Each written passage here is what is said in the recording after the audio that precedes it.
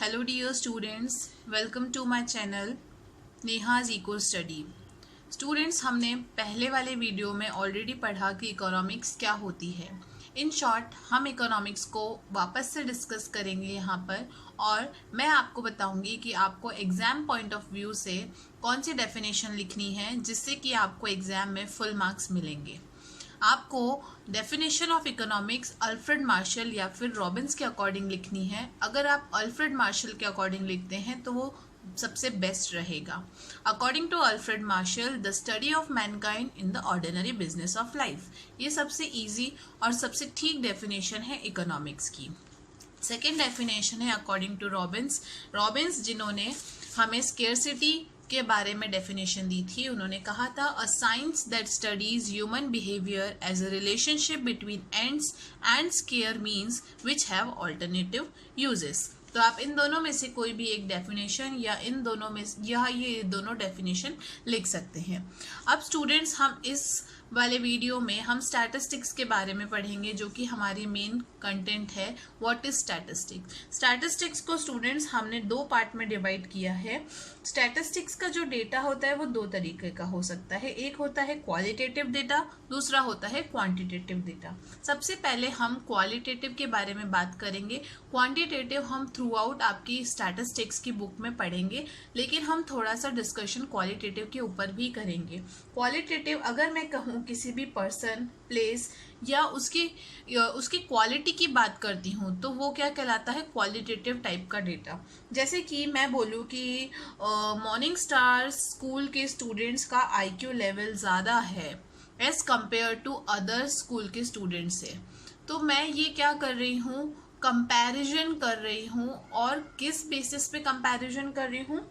IQ level के basis पे। या मैं कहूँ कि राम ज़्यादा इंटेलिजेंट है श्याम से, तो हम जो क्वालिटी है, पर्सन की क्वालिटी को जब हम कंपेयर करते हैं या हम किसी की भी पर्सन की क्वालिटी के बेसिस पे डेटा को कलेक्ट करते हैं, वो कैसा डेटा कहलाता है? Qualitative data. स्टैटिस्टिक्स कभी भी क्वालिटेटिव डेटा के साथ डील नहीं करता है। स्टैटिस्टिक्स हमेशा क्वांटिटेटिव डेटा पर ही फोकस करता है।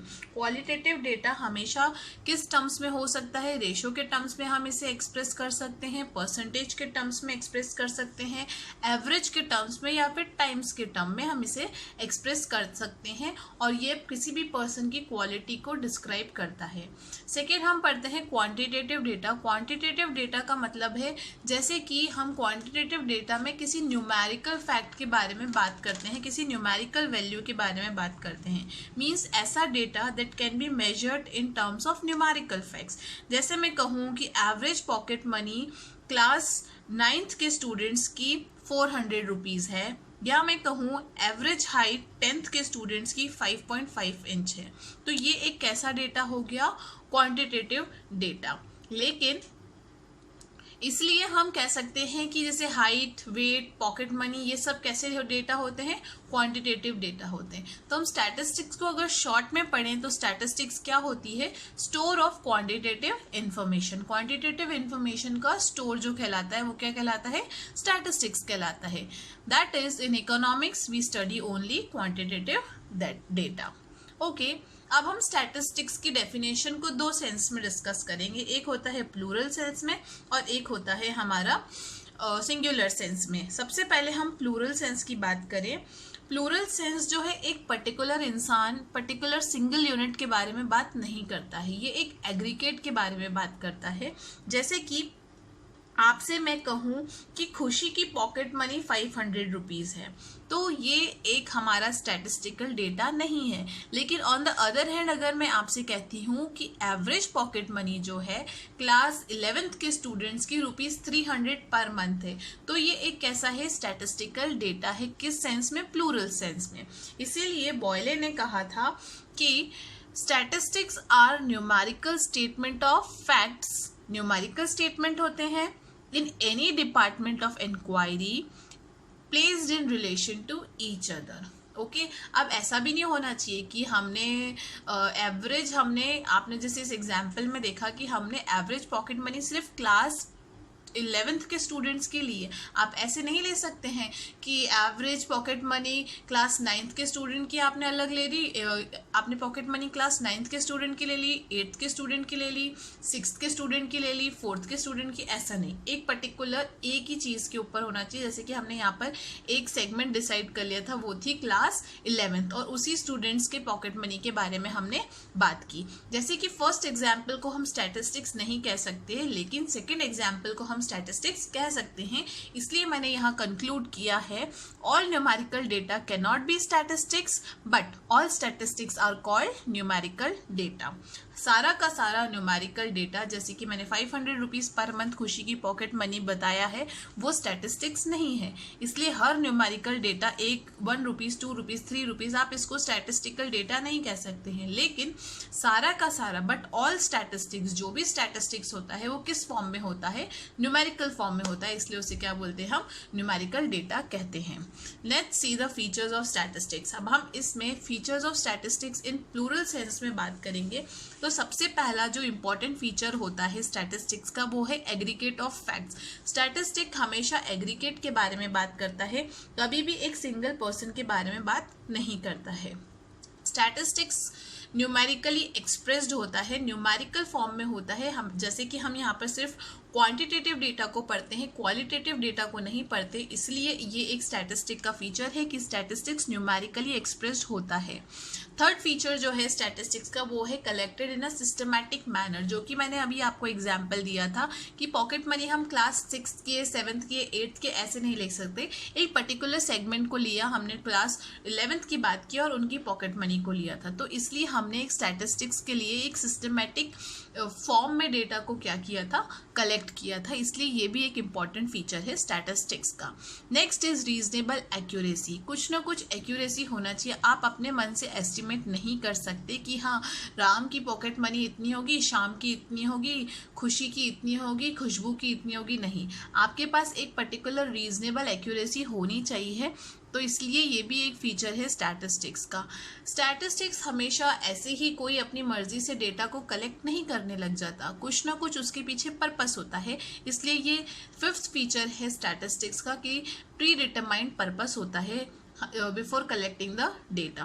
तो ये 5 मोस्ट इंपॉर्टेंट फीचर्स के बारे में हमने स्टैटिस्टिक्स के बात की, जिसमें से फर्स्ट था एग्रीगेट ऑफ फैक्ट्स, दूसरा था सेकंड न्यूमेरिकली एक्सप्रेस्ड होते हैं, collected in systematic manner, reasonable accuracy and pre determined purpose. अब हम स्टैटिस्टिक्स को सिंगुलर सेंस में पढ़ेंगे। अगर हम स्टैटिस्टिक्स को सिंगुलर सेंस में देखें तो हमें स्टैटिस्टिकल डेटा को कलेक्ट करने के लिए एक पर्टिकुलर स्टेजेस का यूज़ करना पड़ता है। ऐसा नहीं है कि जाते ही हमने उसको प्रेजेंट कर दिया डेटा को।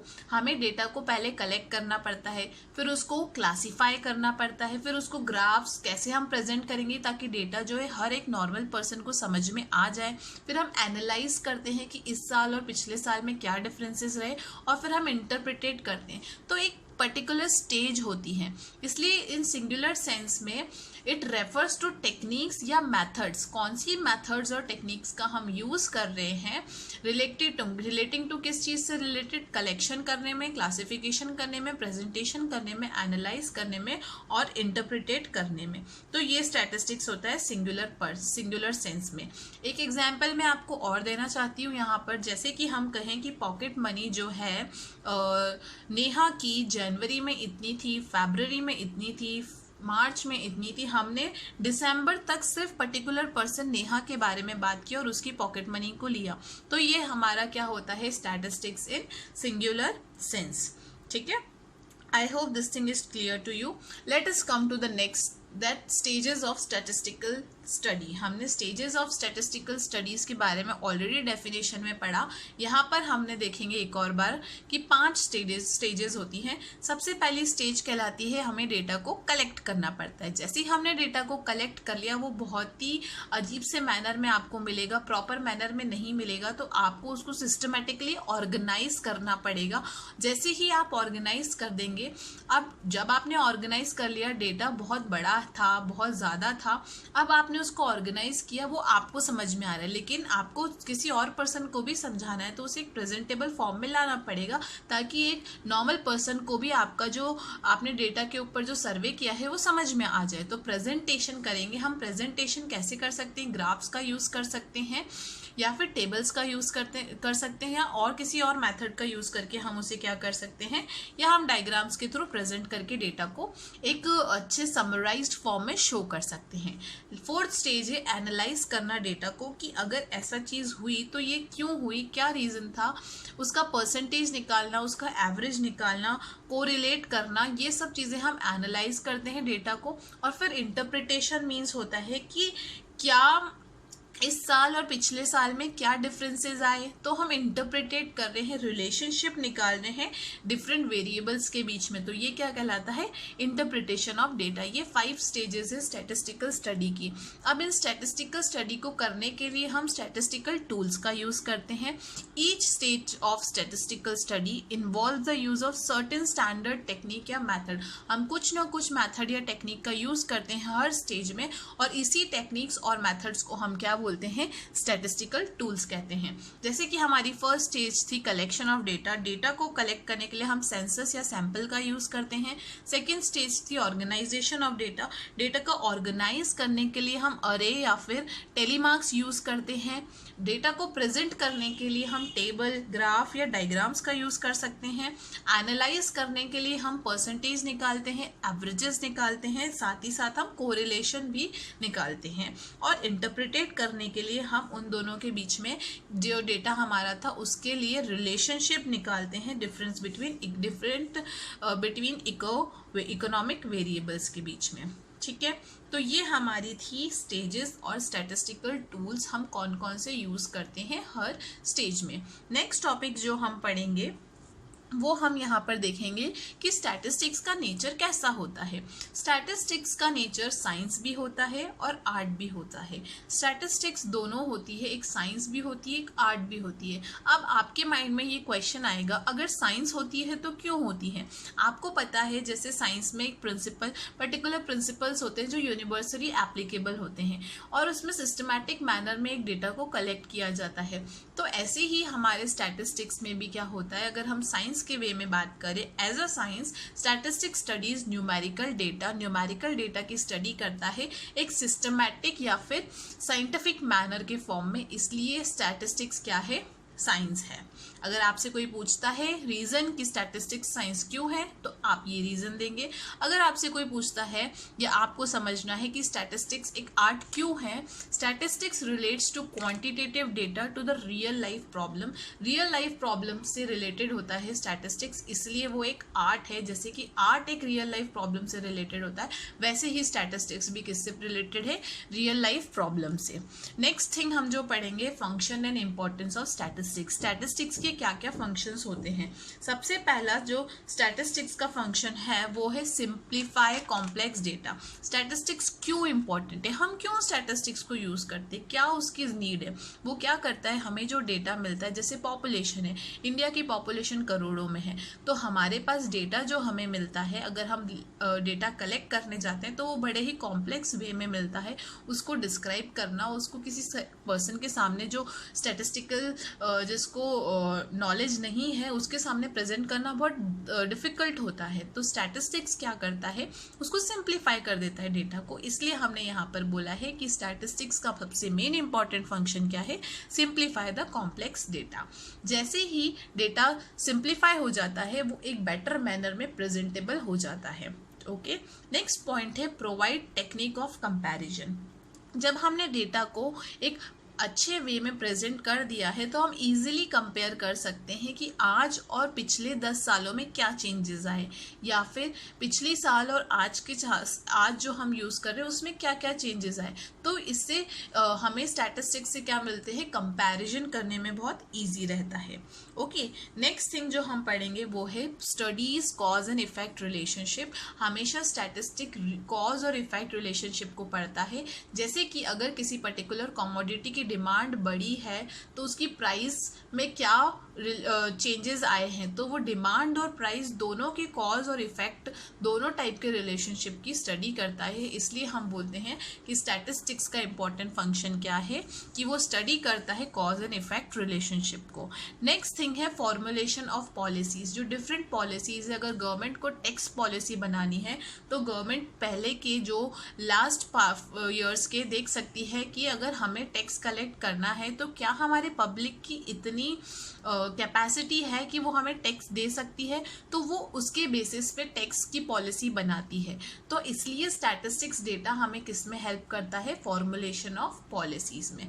नेक्स्ट है इकोनॉमिक फोरकास्टिंग। हमेशा स्टैटिस्टिक्स आपने न्यूज़ में भी देखा होगा, रेनी सीजन के बारे में हमें पता चलता है कि हाँ आज से आने वाले टाइम में या मई जून में कैसा टेम्परेचर रहेगा, क्या रहेगा। तो ये फोरकास्टिंग में भी, इकोनॉमिक फोरकास्टिंग में भी हमें स्टैटिस्टिक्स क्या करता है, हेल्प करता है। नेक्स्ट थिंग है construction of economic theories. Economic theories जो होती हैं, डिफरेंट थ्योरीज हम स्टडी करेंगे आगे, उनके बारे में भी हमें जो स्टैटिस्टिक्स है वो हेल्प करता है। नेक्स्ट थिंग है इकोनॉमिक इक्विलिब्रियम, जो आप क्लास 12th में पढ़ेंगे कि कहाँ डिमांड और सप्लाई एक दूसरे के इक्वल कैसे हो जाते हैं, वो इक्विलिब्रियम कैसे स्टैब्लिश होता है, उसमें भी हमें स्टैटिस्टिक्स बहुत हेल्प करता है। तो ये थे हमारे 7 functions and importance of statistics. Let us see the next limitation of the statistic. Limitations of statistics, हर किसी के अगर प्रोज होते हैं तो उसके कॉन्स भी होते हैं, तो स्टैटिस्टिक्स के भी लिमिटेशंस हैं, जिसमें से सबसे पहला है study of numerical facts only. Statistics जो मैंने आपसे पहले ही कहा था कि हमेशा न्यूमेरिकल फैक्ट्स के बारे में ही बात करता है, इससे हमेशा क्वांटिटेटिव डेटा के बारे में ही बात करता है, क्वालिटेटिव डेटा के बारे में कभी बात नहीं करता। इसलिए हमने यहाँ पर कहा है स्टैटिस्टिक्स की सबसे मेन लिमिटेशन क्या है, study of numerical facts only. Next है study of aggregates only. Statistics कभी भी एक इंडिविजुअल पर्सन के बारे में बात नहीं करता है, हमेशा वो एक एग्रीगेट्स के बारे में बात करता है। ये एक सबसे बड़ी लिमिटेशन है स्टैटिस्टिक्स की।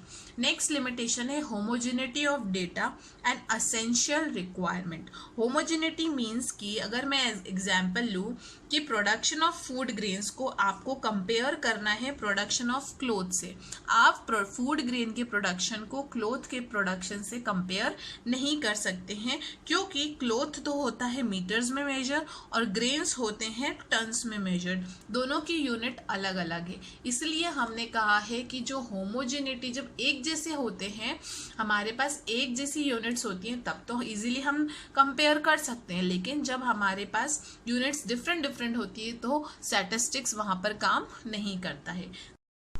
स्टैटिस्टिक्स का जो फोर्थ लिमिटेशन है वो है कि वर्क्स ऑन एवरेज। स्टैटिस्टिक्स हमेशा एवरेज के बारे में ही बात करता है। जैसे कि हम एक एग्जांपल लेते हैं, ए की सैलरी, बी की सैलरी, सी की सैलरी। ए की सैलरी है 500, बी की सैलरी है 500 और सी की सैलरी है 2500। जब हम इन तीनों का एवरेज निकालेंगे तो तीनों की सैलरी को प्लस करेंगे 3500 और उसे 3 से डिवाइड कर देंगे, तो हर एक पर्सन की सैलरी होनी चाहिए लगभग 1166 के समथिंग। लेकिन आप देख सकते हैं ए और बी की तो कितना डिफरेंस है, ए की तो 500 और बी की भी 500 है और सी की तो 1166 हमारे एवरेज से ज़्यादा है। तो इसलिए हम कह रहे हैं कि जो स्टैटिस्टिक्स है वो हमेशा किस पे, एवरेजेस पे वर्क करता है। कभी भी जब हमारा एवरेज ये निकला उससे ये नहीं पता चल रहा है कि किसकी कितनी एग्जैक्ट अमाउंट की सैलरी है, इसलिए स्टैटिस्टिक्स हमेशा किस पे वर्क करता है, एवरेजेस पे। नेक्स्ट है लैक मैथमेटिकल एक्यूरेसी। हमेशा स्टैटिस्टिक्स में एक्यूरेसी नहीं होती, कभी कभी डेटा का साइज आप समझ सकते हैं कि हमारी पॉपुलेशन इतनी ज़्यादा है, जब उसका डेटा का साइज इतना बड़ा होता है तो कहीं ना कहीं मैथमेटिकल एक्यूरेसी तो आ ही जाती है। नेक्स्ट थिंग है can be expressed only by experts. Statistics को हर कोई स्टैटिस्टिकल टूल्स का यूज़ नहीं कर सकता, जो एक्सपर्ट है, जिन्होंने उसके बारे में स्टडी की है, जिनको पता है, सिर्फ वही यूज़ कर सकते हैं, हर कोई स्टैटिस्टिकल टूल्स को यूज़ नहीं कर सकता। तो ये थी कुछ limitations of statistics. I hope आपको अभी तक मेरा फर्स्ट वीडियो जिसमें हमने पढ़ा था कि इकोनॉमिक्स क्या होती है, हमने इकोनॉमिक और नॉन इकोनॉमिक एक्टिविटीज़ के बारे में पढ़ा, साथ ही साथ हमने डेफिनेशन ऑफ इकोनॉमिक्स पढ़ी और उसके बाद हमने कुछ नेचर पढ़ा स्टैटिस्टिक्स का, लिमिटेशंस पढ़ी, फंक्शन एंड इम्पॉर्टेंस पढ़े, साथ ही साथ हमने स्टैटिस्टिक्स को प्लूरल और सिंगुलर सेंस में भी डिस्कस किया। आपको समझ में आया होगा। आई होप आप लोगों को मेरा ये वीडियो पसंद आया होगा। Thank you and stay tune for the next video.